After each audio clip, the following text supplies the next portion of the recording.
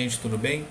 Vou falar aqui de 3 pontos importantes na hora de você conversar com seu paciente que está sofrendo com dispepsia, com azia, com queimação, sempre com orientação clínica e sempre com a possibilidade de encaminhamento para o atendimento médico, para que tenha uma orientação mais profunda e para que tenha uma avaliação mais detalhada do quadro. Mas eu estou falando aqui do quadro de dispepsia. Então, 3 situações que você precisa avaliar e verificar se o paciente está apresentando ou não e, claro, dependendo da situação, fazer o encaminhamento para uma orientação clínica e médica desse paciente. Então, primeiro, o paciente está utilizando algum medicamento, conversa com ele para entender. Então, se você tem um paciente que tem essas complicações, está usando anti-inflamatório na maioria das vezes, tirando aí os analgésicos que não tem uma ação periférica, que tem uma ação mais central.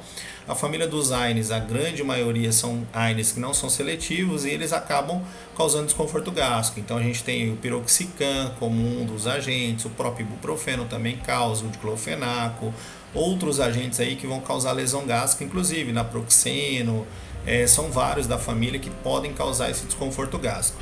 O paciente está usando algum antagonista de cálcio. Antagonista de cálcio, para quem não lembra, são medicamentos que são antihipertensivos, que muitas vezes são utilizados para controlar a pressão arterial do paciente, como nifedipino, amlodipino, e eles podem trazer sim essas alterações que são desconfortos relacionados à dispepsia por causa desse uso da medicação. Nitratos, que são vasodilatadores, utilizados muito no quadro de angina, no paciente que está apresentando essas alterações, também podem causar esse efeito de dispepsia. A teofilina, que hoje não é tão utilizada, mas já foi muito utilizada como broncodilatadora, ela é da família das metilxantinas e tem uma ação broncodilatadora bastante eficiente. E ela, como da família das metilxantinas, que também inclui aí a cafeína, ela pode causar desconforto gástrico, pode ser uma das medicações que podem estar trazendo problema para o paciente. Bifosfanatos também podem trazer essas alterações e os glicocorticoides. O glicocorticoide também vai inibir a produção de prostaglandinas, diminuir a proteção do muco gástrico e causar os efeitos de dispepsia, de alterações que o paciente está apresentando.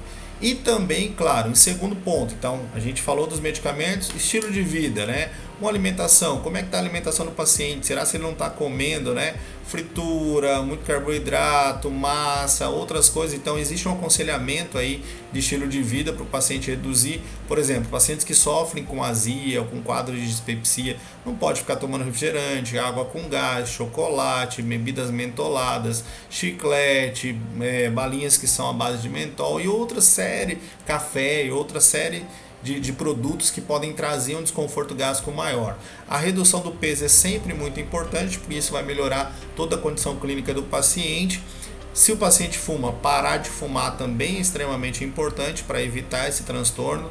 Como eu falei, evitar álcool, café, chocolate, frutas ácidas, pimenta, molho de tomate, refrigerante e uma listinha que vai bem longe aí, entre outras coisas, fritura, gordura também, que pode causar esse incômodo no paciente. Conversar com o paciente também se ele fez a utilização de medicamentos para verme nos últimos meses. Se o paciente mora numa área endêmica, a recomendação é que ele faça a administração desses medicamentos para tratar, para eliminar os vermes, né, que causam desconforto gastrointestinal a cada 6 meses. Então, nesse caso, a utilização do albendazol poderia ser reutilizado durante 3 dias. Depois, repete a utilização dele depois de 2 semanas a 20 dias, ou a utilização do metronidazol também de 250 mg, um comprimido de 8 em 8 horas por 7 dias. São 2 opções para fazer a eliminação também da possibilidade de ter a presença de alguns agentes como giardia e outros agentes que estão presentes ali, né, muitas vezes na contaminação da alimentação, da água, que são parasitas intestinais que vão ser eliminados pelo albendazol ou eliminados pelo metronidazol. No caso do albendazol, faz-se uma repetição da medicação e utiliza também para as pessoas que fazem comida na sua casa. O paciente faz, quem cozinha é a minha esposa, quem cozinha é uma outra pessoa de fora, então ela precisa fazer também uma vermifugação, a eliminação dos vermes para fazer com que você não tenha contaminação novamente, porque não adianta eu tomar o medicamento para vermes se a pessoa que está transmitindo ela continua contaminando o alimento e você vai ficar contaminado novamente, ok? Então, orientações nesse caminho. Quando o médico faz a prescrição do inibidor de bomba, tá? fazer o uso do inibidor de bomba de forma correta, como eu coloquei aqui do omeprazol de 20 mg, né, meia hora antes do café da manhã, pode ser usado à noite também, meia hora antes do jantar, sempre longe da alimentação para que ele tenha uma efetividade clínica maior. O inibidor de bomba, se for tomado junto com o alimento, ele perde a sua eficácia. E a gente precisa lembrar que o tratamento, ele normalmente tem uma duração de 4 a 6 semanas. O paciente precisa ter uma resposta, tá? Dentro de 4 a 6 semanas. Então, no prazo máximo de 12 semanas, ele precisa ter uma solução da sua dispepsia, ele precisa resolver o quadro de dispepsia. Então esse paciente ele vai fazer o tratamento durante esse período, tá?